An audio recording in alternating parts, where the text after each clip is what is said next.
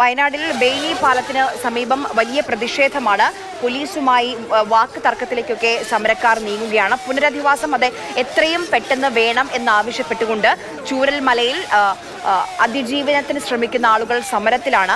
മുഴുവൻ പേരെയും പുനരധിവസിപ്പിക്കുമെന്ന് സർക്കാർ ഉറപ്പ് നൽകുന്നുണ്ട്. പക്ഷേ അതിനിടെയാണ് ഇപ്പോൾ കുടിൽ കെട്ടിയുള്ള പ്രതിഷേധത്തിലേക്ക് പോകുന്നത്. രണ്ടാം കരട് പട്ടിക പ്രസിദ്ധീകരിച്ചിരുന്നു. അതിൽ 81 കുടുംബങ്ങളാണ് ആ പട്ടികയിലുള്ളത്. അതിനിടയിലാണ് ഇപ്പോൾ കുടിൽ കെട്ടിയുള്ള സമരം, ഒരു പ്രതിഷേധം അവരുടെ ഭാഗത്തു നിന്ന്, ഈ ദുരന്ത ബാധിതരുടെ ഭാഗത്തു നിന്ന് ഉയരുന്നത്. പുനരധിവാസം അത് എത്രയും പെട്ടെന്ന് നടപ്പിലാക്കണം എന്നുള്ള ആവശ്യം ഉയർത്തിക്കൊണ്ടാണ് ഈ സമരം. പോലീസുമായി വാക്ക് തർക്കത്തിലേക്ക് കാര്യങ്ങൾ എത്തുകയാണ്. കുടിൽ കെട്ടാനൊന്നും സമരക്കാരെ പോലീസ് അനുവദിച്ചിട്ടില്ല. ആളുകളെ അവിടെ നിന്ന് മാറ്റാനാണ് പോലീസ് പരിശ്രമിക്കുന്നത്. നേതാക്കളോട് സംസാരിക്കാൻ പോലീസ് ശ്രമിക്കുന്നുണ്ട്. പുനരധിവസിപ്പിക്കാനുള്ളവരുടെ രണ്ടാം ഘട്ട കരട് പട്ടിക ഇന്നാണ് സർക്കാർ പുറത്തിറക്കിയത്. അതിൽ 81 കുടുംബങ്ങളാണ് ആ പട്ടികയിൽ ഉൾപ്പെട്ടിട്ടുള്ളത്. മുഴുവൻ പേരെയും പുനരധിവസിപ്പിക്കും എന്ന ഉറപ്പ് സർക്കാർ നൽകുന്നുണ്ട്. റവന്യൂ മന്ത്രി കെ രാജുവിന്റെ പ്രതികരണമൊക്കെ കഴിഞ്ഞ ദിവസം നമ്മൾ കേട്ടതാണ്. ഒരു കാലതാമസവുമില്ലാതെ പുനരധിവാസവുമായി മുന്നോട്ട് പോകുമെന്നും സർക്കാർ അറിയിച്ചിരുന്നു.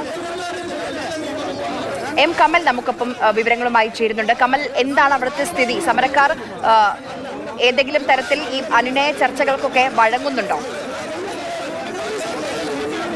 ജനശബ്ദം എന്നൊരു കൂട്ടായ്മയാണ് ഇന്നത്തെ സമരം സംഘടിപ്പിച്ചത്. ജനകീയ ആക്ഷൻ കമ്മിറ്റി എന്നൊരു കൂട്ടായ്മ വേറെ നിലവിലുണ്ട്. ഈ ജനശബ്ദത്തിലുള്ള ആളുകൾ പറയുന്നത് ഇപ്പോൾ നടക്കുന്ന പുനരധിവാസ പദ്ധതിയിൽ നിറയെ അപാകതകളാണ് എന്നുള്ളതാണ്.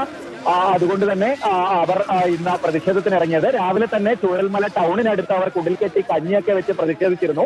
പക്ഷേ ബെയിലി പാലത്തിന് അപ്പുറത്തേക്ക് പോകാൻ സമ്മതിക്കില്ല എന്ന് പോലീസ് അറിയിച്ചിരുന്നു. ഇപ്പോൾ അവർ പ്രതിഷേധക്കാർ പ്രകടനമായി ബെയിലി പാലത്തിന് സമീപത്തേക്ക് എത്തി. അപ്പോൾ പോലീസ് അവരെ തടഞ്ഞു. അതിന്റെ പേരിലുള്ള വാക്ക് തർക്കമാണ് നടക്കുന്നത്. ഈ ജനകീയ കൂട്ടായ്മ പ്രധാനമായും ഉന്നയിക്കുന്നത് ഈ പ്രദേശത്തെ മുഴുവൻ ആളുകളെയും പുനരധിവസിപ്പിക്കണം എന്നുള്ളതാണ്. അതായത് വീട് നഷ്ടപ്പെട്ടവർ മാത്രമല്ല, ഈ മേഖലയിൽ ഇനി താമസിക്കാൻ ആകില്ല. അത്തരത്തിൽ ഈ മേഖലയിൽ നിന്ന് ആദ്യം സർക്കാർ പറഞ്ഞിരുന്നത് പുത്തുമലയ്ക്ക് ഇപ്പുറത്തെ 1000-ലധികം ആളുകളെ മാറ്റി താമസിപ്പിക്കാനാണ് സർക്കാർ ഉദ്ദേശിച്ചത്. അതിജീവനം, പുനരധിവാസം അത് എത്രയും പെട്ടെന്ന് നടപ്പാക്കണമെന്ന് ആവശ്യപ്പെട്ടുകൊണ്ടാണ് ഇപ്പോൾ അവിടെയുള്ള ദുരന്ത ബാധിതർ സമരം ചെയ്യുന്നത്. പോലീസ് സ്ഥലത്തേക്ക് എത്തിയിട്ടുണ്ട്. അവരെ അനുനയിപ്പിക്കാനുള്ള ശ്രമങ്ങൾ നടക്കുന്നുണ്ട്.